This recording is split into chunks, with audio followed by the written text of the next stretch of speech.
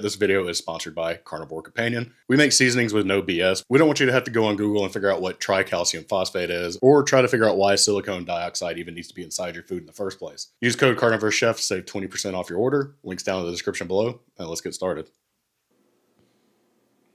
Chili cornbread bake. Cornbread, chili bread, corn chili bread. Chili on the bottom, cornbread on top. That's what we're about to make. I don't know if there's a real name for this dish. It's really just like a chili casserole with cornbread on top. But I'm sure there are people that have names for this dish out there somewhere. I want you to leave a comment down below what you call this, or even comment what I should call this, because I don't even know anymore. But the first thing we want to do is start making some chili. And if you've not seen my channel before, I have this chorizo chili that I like to call cheater chili, just because chorizo acts like a great base for chili that I found that just works. I will beef it up a little bit with some seasoning, but honestly, it's not going to take a whole lot to make this taste good. The first thing you're going to need to do is start to brown up 1 pound of ground beef. And while that's browning, initially, I'm going to add just a big pinch of salt. This is probably about a 1/4 teaspoon to this, just to get some insurance to know that my ground beef will be seasoned well.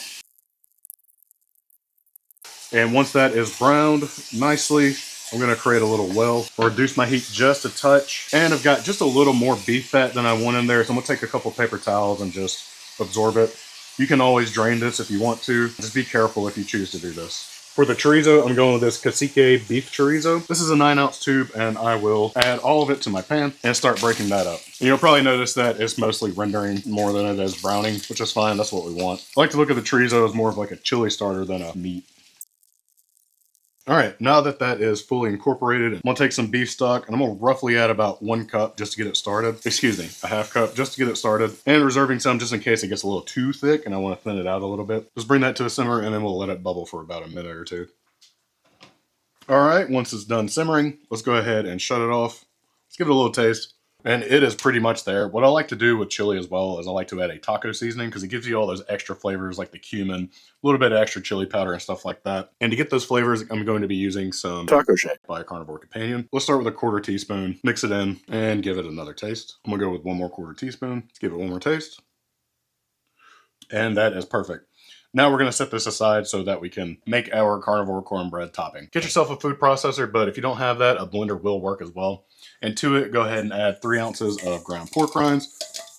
If you don't have ground pork rinds, feel free to use whole pork rinds, which are just the unadulterated state of ground pork rinds. And to this, I'm going to be adding a 6-ounce chicken breast. Feel free to use ground chicken if that's what you have. Just break it up into the food processor. To this, we are going to need to add 3 eggs, which is roughly $6,000 if you're watching this anytime after this video was posted. I can only imagine how much they are now. God, they're probably up to like $25,000 for a dozen eggs. Follow this up with 1 teaspoon of baking powder, just to give it some of that fluff action. And finally, finish this off with 3 tablespoons of chicken stock. I have this beef stock still left from the chili, so I'm going to use that. It's not really going to add a whole lot of extra flavor. It's really just there to help things be moist. Once that's all in there, get it processed, and let's check it out. It's looking pretty good, and I think I want a touch more moisture than this since it is going to be a topping. I'm going to go ahead and add an additional 3 tablespoons of the stock.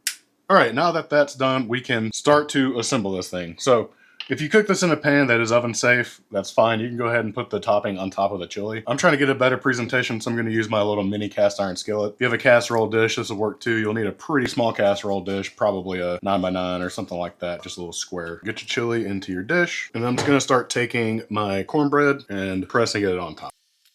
And from the looks of it so far, we probably won't need all this chicken carnivore cornbread mixture, but that's not to say that you don't have to use it if you don't want to. But if you want a more accurate recipe of what I'm going to be doing right here, I'll leave that in the description below, as well as the full recipe for this cornbread mixture. All right, this is pretty much ready to go. I'm going to take a little more of my taco seasoning and just sprinkle it over the top. Now we're going to take this, throw it in the oven at 400 degrees Fahrenheit for 22 minutes. This thing is insanely hot. I really want to try it because it smells great in my house right now.